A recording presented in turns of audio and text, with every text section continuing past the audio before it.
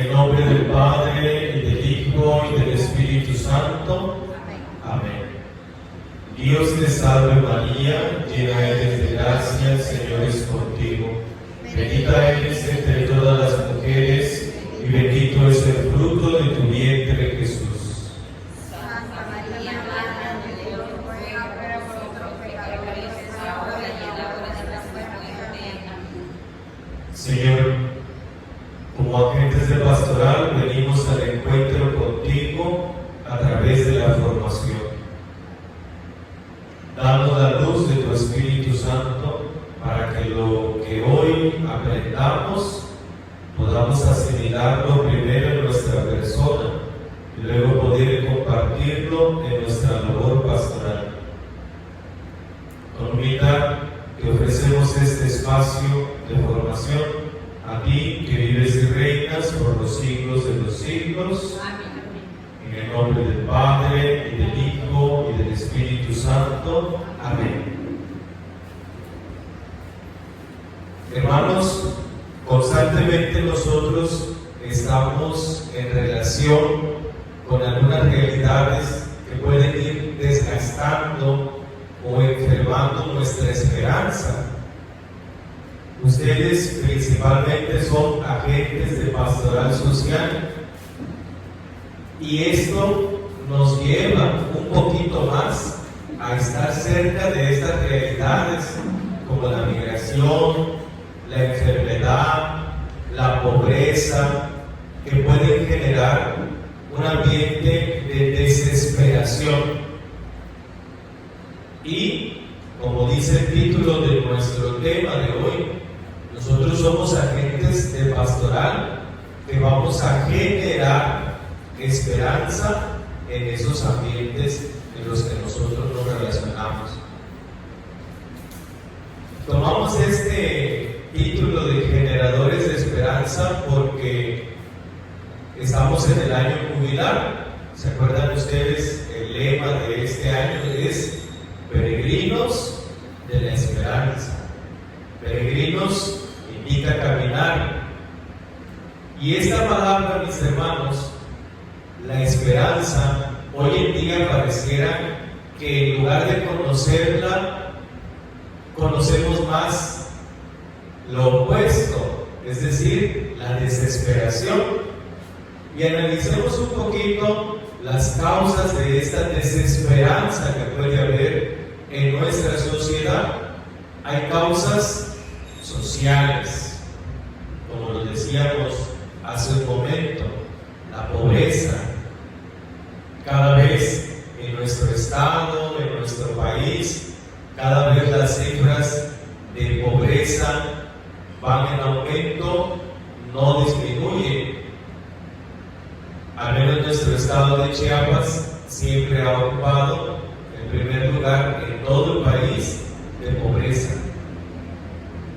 Y la esperanza de que un chico que nació en una familia pobre o medianamente pobre, la esperanza de que pueda subir a otro nivel es muy poco.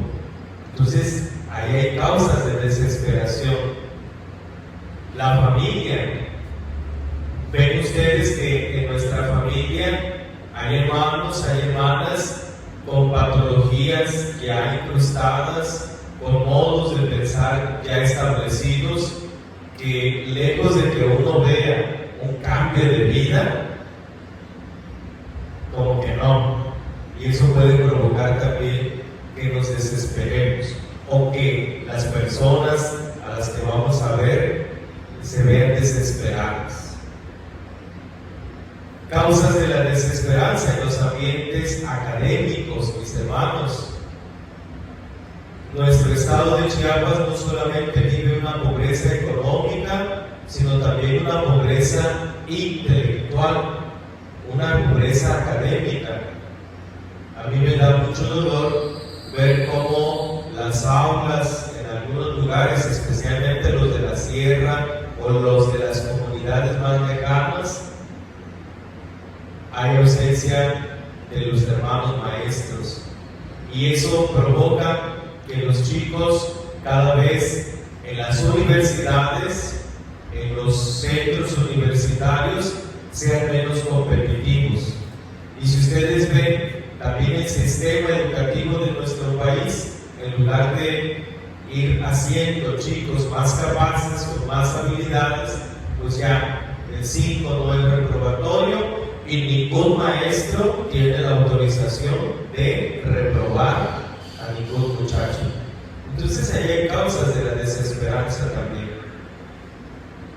Vean ustedes también que hay causas científicas, es decir, la ciencia cada vez da menos respuestas fiables, la ciencia constantemente falla en algunos cálculos y eso provoca que la humanidad se vaya desesperando.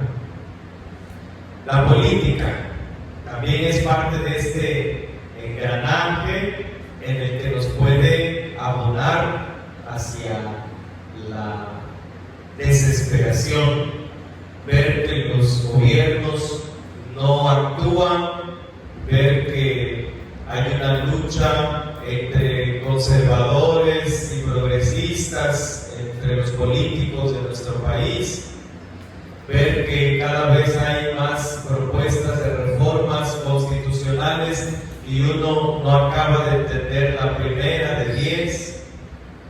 Entonces hay muchas causas para la desesperación en el ambiente político. Incluye también lo migratorio, ¿verdad? Una realidad que nos toca como agentes de pastoral ver más palpablemente.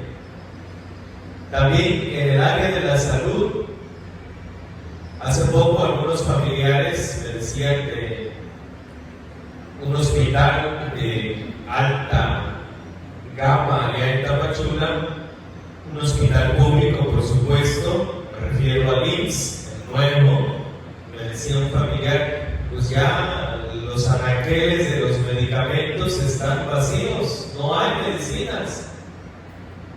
Otro familiar me decía, pues 2 días antes de la operación me hablaron porque no hay fentanilo para la operación. El ambiente de salud de nuestro municipio, alguien que quiere ser atendido aquí tiene que tener dinero para poder ir a un hospital privado. Si no está tan grave, pues puede correrle un poquito a Tonalá, si le alcanza su paguita irse a Tapachula, pero una atención de salud loable no la hay. En ese sentido también vemos las causas de la desesperación religiosas. Padrecitos van, padrecitos vienen, procesos de evangelización se lanzan, procesos de evangelización ya no se les da continuidad, agentes de pastoral que fueron nombrados en las capillas, ni uno se aparece para la formación, para las reuniones de zona. Esas causas también van provocando desesperación. Las causas eclesiales, padres con algunas formas de pensar. Una de las cosas que me decían cuando yo vine aquí a la parroquia era, así trabajamos, pero ahora como usted diga, padre, ahora como usted diga, como que si el padre trajera una idea y el otro que se fue, pues es obsoleta su propuesta, no hay continuidad y eso provoca una desesperación, porque ya veníamos trabajando bien con el otro padre y ahorita viene este, ay Dios mío, eso causa desesperación. Pudiéramos decir, mis hermanos, entonces que en el año jubilar de la esperanza, cuando a ti y a mí nos toca ser agentes de pastoral de la esperanza, pues resulta que esta esperanza está enferma. ¿Verdad? Esta esperanza, estoy hablando de la palabra, no estoy hablando de tía lancha, no. Estoy hablando de la palabra esperanza, está enferma. ¿Por qué está enferma? Porque muchas veces hemos sido testigos de mentiras. Y eso enfermó nuestra esperanza. También hemos sido testigos de promesas incumplidas. Es decir, papá nos prometió que se iba a casar con mamá y no vimos. Yo vi a papá prometerle amor eterno a mamá y resulta que ahora ya viven separados. Hay un incumplimiento de las promesas. Y también la esperanza está enferma por los procesos.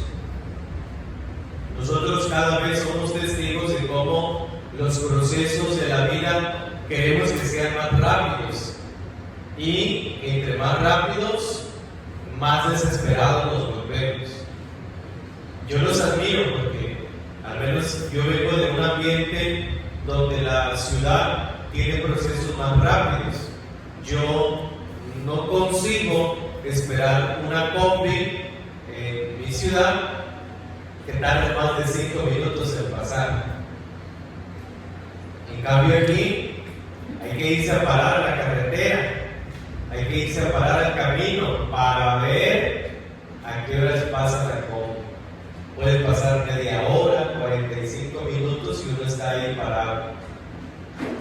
Entonces los procesos nos van haciendo más complicada la vida.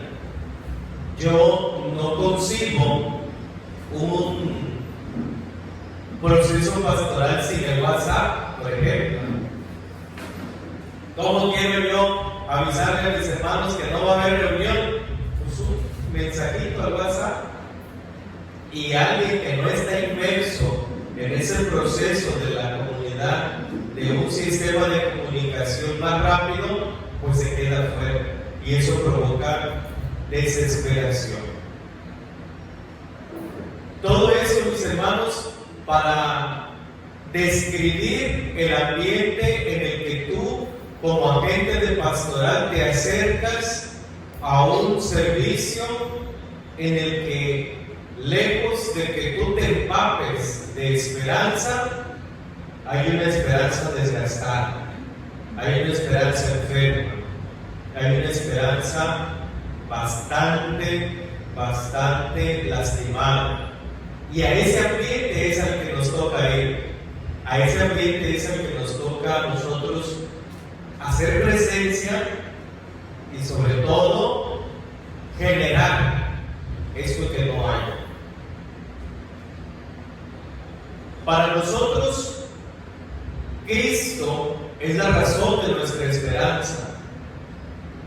No es la presidenta de la República, no es el cardenal Villarretes, no es un artista famoso, no es un deportista de alto rango o un equipo de fútbol buenísimo de la Copa Europea.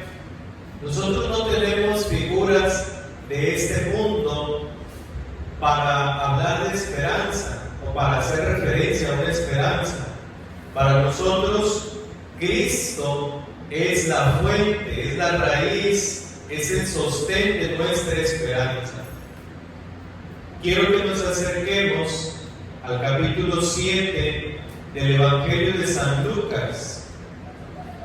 Este capítulo 7 nos habla de una viuda. De hecho, se le conoce como el pasaje de la viuda de Naín. Así como estamos sentados, voy a leer los versículos del 11 al 17, solo para recordar. A continuación fue Jesús a un pueblo llamado Naín. Lo acompañaban sus discípulos y una gran muchedumbre. Cuando se acercaba a las puertas del pueblo, sacaban a enterrar a un muerto, hijo único de una viuda. La acompañaba mucha gente del pueblo. Al verla, el Señor se compadeció de ella y le dijo: no llores. Luego, acercándose, tocó el féretro y los que lo llevaban se pararon. Dijo Jesús: joven, a ti te digo, levántate. El muerto se incorporó y se puso a hablar, y él se lo dio a su madre. El temor se apoderó de todos y alababan a Dios diciendo: un gran profeta ha surgido entre nosotros, y Dios ha visitado a su pueblo. Y el suceso se propagó por toda Judea y por toda la región circunvecina. Palabra del Señor.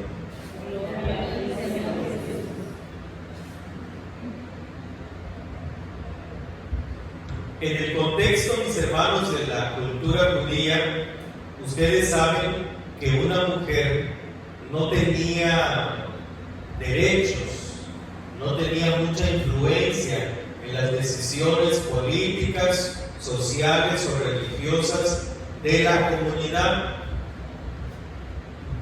Cuando una mujer quedaba viuda, los derechos de las propiedades, las tierras, los animales, todo lo que tuviera el esposo, no pasaban a ser parte de la viuda, sino que pasaban a ser parte del patrimonio del hijo varón, no de la hija mujer.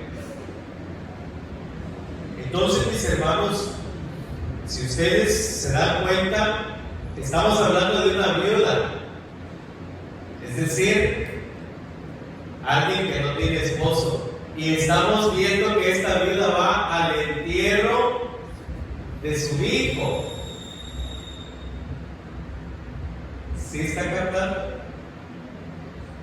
Esta mujer está entrando en una desgracia, está entrando en un cuadro de desdicha. Está yendo hacia el entierro de su único hijo cuando ya no tiene marido.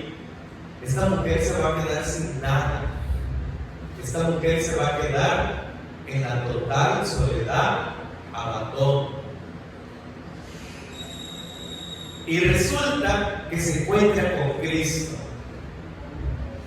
Cristo revive a su hijo. Cristo lo resucita y se lo devuelve. Ya, como decimos a veces en términos médicos, esta mujer ya estaba desahuciada, estaba condenada a la desgracia y se encontró con Cristo. Vean qué hermoso este pasaje. Una mujer se encontró con Cristo y le regresa a su hijo. Cristo, mis hermanos, es la razón de nuestra esperanza. Cristo, encontrarnos con Él, le da sentido principalmente a nuestra vida, a la vida de cada uno de los que estamos aquí. Yo creo que si Él no le diera sentido a nuestra vida, ni uno estuviera.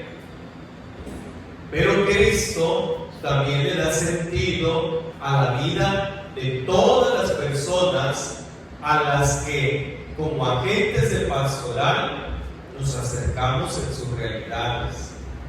Enfermos, presos, migrantes, pobres, abandonados, personas en soledad, etc.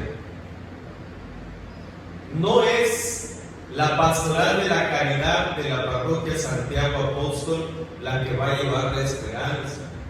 Es Cristo quien le da la esperanza a la persona. Nosotros nada más somos agentes, somos portavoces, somos mensajeros de esa esperanza. Y por supuesto, mis hermanos, nosotros debemos fortalecer, porque también estamos inmersos en estas realidades que pueden causar desesperación. Entonces nosotros debemos fortalecer la esperanza en nosotros. ¿Cómo se fortalece esa esperanza? En primer lugar, con la lectura de la palabra de Dios. Es muy bonito cuando de repente uno le manda una nota de voz a alguien en el teléfono y le dice uno: ¿cómo estás, mi hermano? Qué alegría saludarte, Dios te bendiga, échale ganas. El Padre me mandó un mensajito. El Padre se acordó de mí, hoy me mandó un video para invitarme al retiro de Padre. Ay, qué bonito se siente. Pues mis hermanos, eso mismo tiene que generar en nosotros la palabra de Dios. Tristemente, los sacerdotes hemos usado la palabra de Dios como que solo para aventar piedras y solo para lanzar indirectas, pero ya no vemos nosotros como la predicación, como una oportunidad donde yo pueda recibir esperanza, donde yo pueda recibir ánimo, donde yo pueda recibir aliento. Y la palabra de Dios todos los días en nuestra vida nos da eso, nos da esperanza. Con esto les quiero decir que todos debemos de tener un contacto diario con la palabra de Dios, tanto en la meditación del Evangelio diario como en el rezo de la liturgia de las horas, que para nosotros los consagrados es más obligatoria y para ustedes también los laicos debería de ser una necesidad. Pero diario tener un contacto con la palabra de Dios genera, revive, fortalece esa esperanza. ¿Cómo se revive también la esperanza en Cristo? A través de los sacramentos, mis hermanos. Aquí escuchamos que cuando la viuda iba ya a enterrar a su único hijo, se encuentra con Cristo, Cristo se encuentra con el cortejo fúnebre y Cristo toca el ataúd donde ya llevaba muerto al muchacho, a su hijo. ¿Cómo Cristo va a tocar nuestro ataúd? ¿Cómo Cristo va a tocar nuestra vida en los sacramentos? Principalmente en los dos sacramentos a los cuales podemos acceder constantemente, que son el sacramento de la Eucaristía y el sacramento de la confesión sacramental.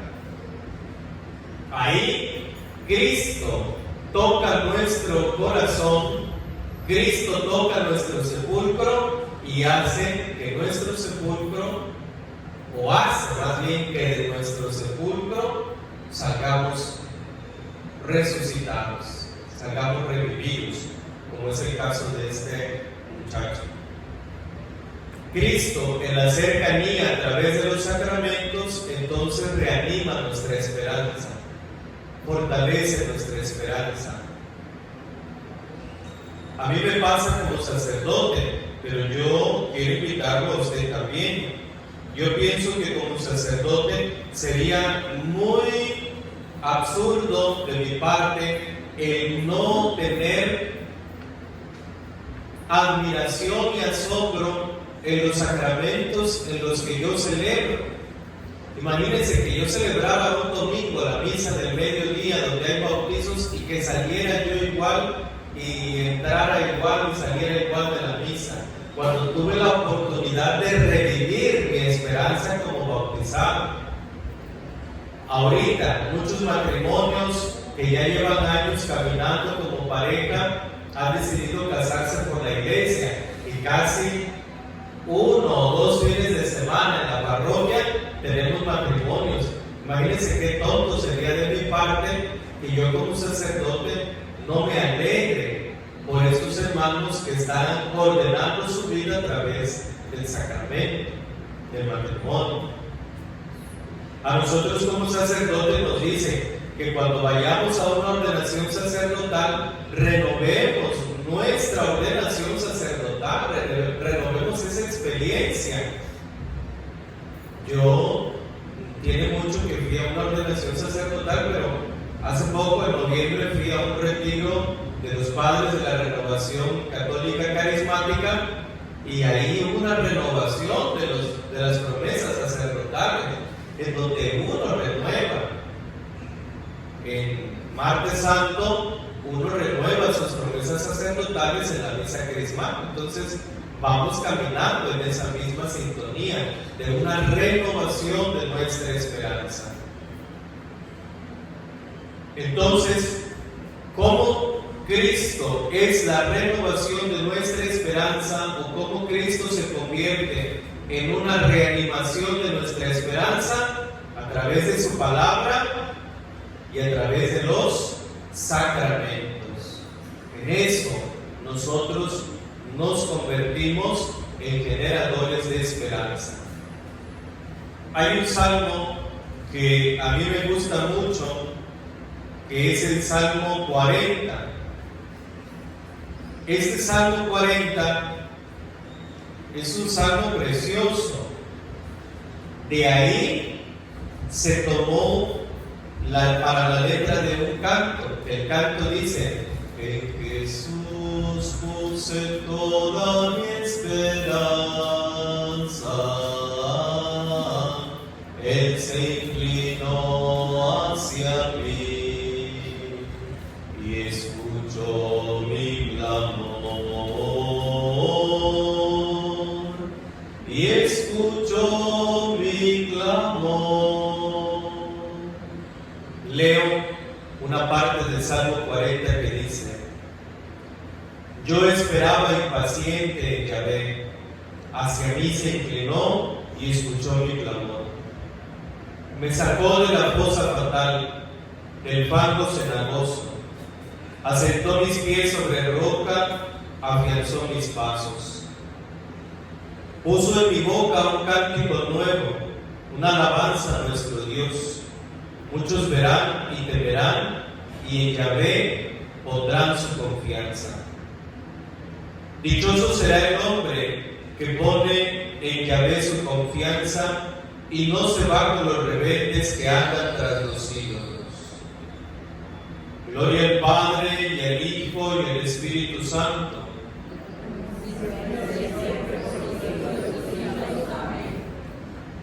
Es el Salmo 40, ojalá lo anote usted para cuando vayan a visitar los enfermos, y de hecho cuando yo voy me gusta iniciar el encuentro con ese canto, ¿verdad? En Jesús puse toda mi esperanza,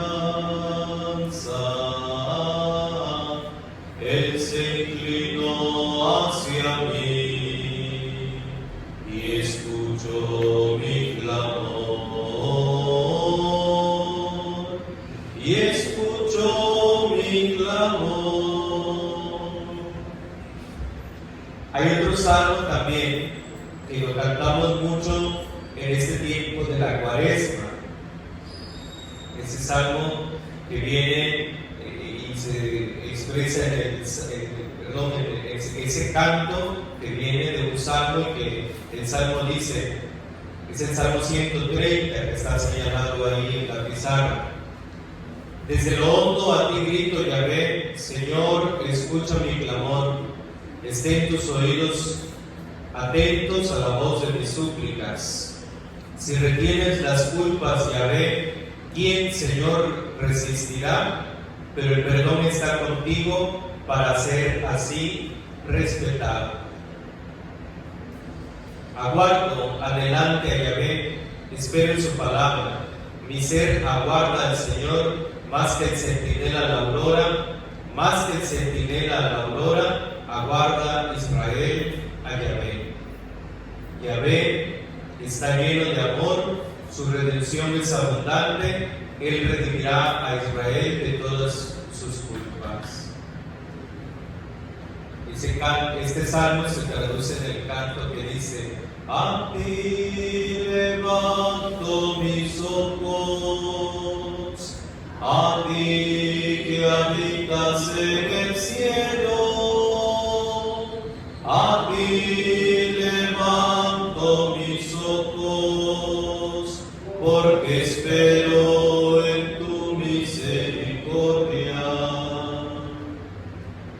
Entonces, mis hermanos, en la palabra de Dios nosotros encontramos a muchos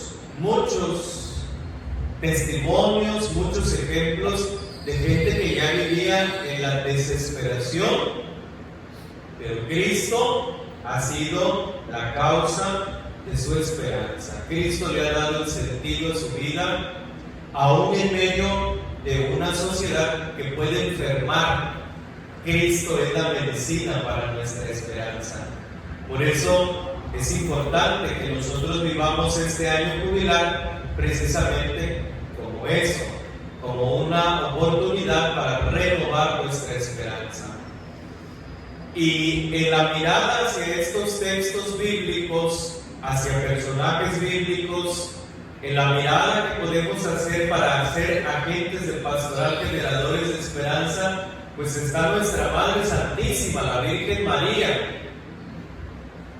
Vean ustedes el pasaje de los Hechos de los Apóstoles, cuando ella acompaña a la comunidad apostólica en la vigilia de oración para recibir el don del Espíritu Santo.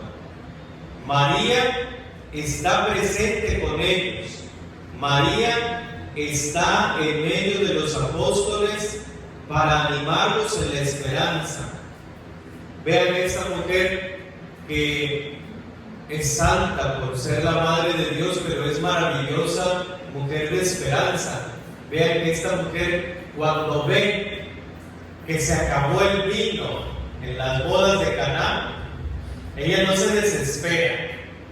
Ella sabe quién es el vino de la esperanza en esa boda.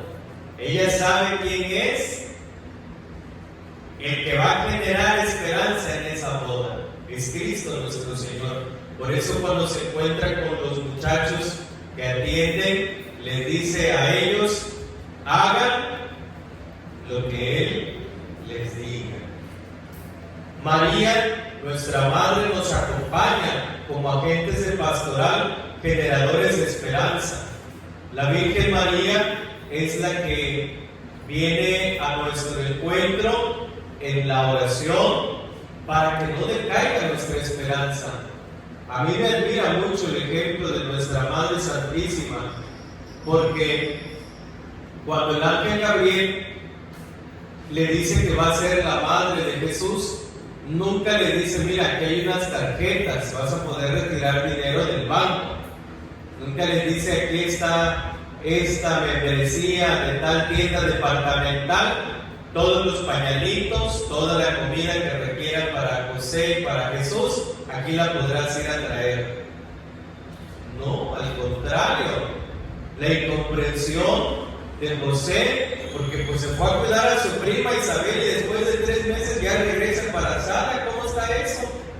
Luego que huyan, porque ya viene el niño, hay que ir a empadronarse, vamos corriendo. Ya no había nadie quien les diera una chocita, un pedazo de casa. Ni modo, vámonos a un pesebre. Teniendo al niño Jesús, córrele, huye para Egipto, porque ahí viene Herodes que quiere matarlo. Mamá primeriza, no sabe de cuidados de niño, se va a vivir a un lugar, a un país extranjero, no es su propia tierra, no tiene WhatsApp para mandarle a su mamá y preguntarle cómo se le quita el pujido al chamaquito. Y aún así nuestra madre acompañó a su hijo hasta la cruz. Y no solo hasta la cruz, sino hasta los discípulos, que como dice el texto de los Hechos de los Apóstoles, reunidos por miedo, ahí está María generando esperanza. Por eso, mis hermanos, en la formación del mes pasado, ustedes se acordarán que yo les sugería: no descuiden su oración, porque en su oración estará su fuerza y estará también la fuente de su esperanza. Que nosotros miremos a María y a Cristo constantemente en la palabra, en los sacramentos y en el Santo Rosario. Eso tiene que fortalecer nuestra esperanza. A mí, en los tiempos de pandemia, se me hacían muy ligeros los días, porque todos los días rezaba la liturgia, contacto con la palabra de Dios, rezaba el rosario, hacía la transmisión en vivo, algunas otras transmisiones las hacía también por otras plataformas como el Zoom, Google Meet. Ahí volví a rezar el rosario por algunos difuntos que las familias, pues se habían muerto sus familiares y no tenían quienes rezar, nos sentábamos a las plataformas. Y también rezábamos, celebrábamos la Santa Misa. Durante toda la pandemia se me aligeró ese tiempo con eso. Por eso, mis hermanos, quiero que terminemos este tema, esta reflexión, con el canto de salida que hemos propuesto en los esquemas para nuestras celebraciones litúrgicas. Este canto que habla precisamente de nuestra Madre, la Virgen María, como Madre acompañante de la esperanza. Así como estamos sentados, cantamos. Santa María, de la esperanza, mantén el ritmo de nuestra espera, mantén el ritmo de nuestra espera. Finalmente, mis hermanos, como agentes de pastoral social, ¿qué podemos nosotros hacer para llevar la esperanza a los migrantes, para llevar la esperanza a los enfermos, cuando estamos cerca de alguien en pobreza, de alguien en soledad? ¿Cómo generar la esperanza? Aquí el texto del Papa Francisco, la última encíclica que nos deja, que es la de Dilexit Nos, esta que habla sobre el amor humano y divino del corazón de Jesucristo, nos dice que para poder llevar el amor y la esperanza a los enfermos, a los migrantes, a los pobres, a los presos, hay dos acciones. Primero, una sonrisa. Que cuando nos ve el enfermo llegar, nosotros podamos sonreír, ¿verdad? Que siempre llevemos una sonrisa. Y segundo, la cercanía. Jesús tocó el féretro del muchacho que ya iba muerto. Jesús tocó los ojos de aquel ciego que no podía ver. Metió saliva en los oídos de aquel que no podía escuchar. Jesús tocó a muchos leprosos cercanos, ¿verdad? Una palmadita, un apretón de mano, un sostenerle la mano al enfermo, al preso, un abrazo. Eso nos puede hacer más cercanos y nos puede hacer agentes de pastoral, generadores de esperanza. Vuelvo a repetir, vamos como agentes de pastoral social a un mundo que tiene enferma la esperanza, pero podemos en Cristo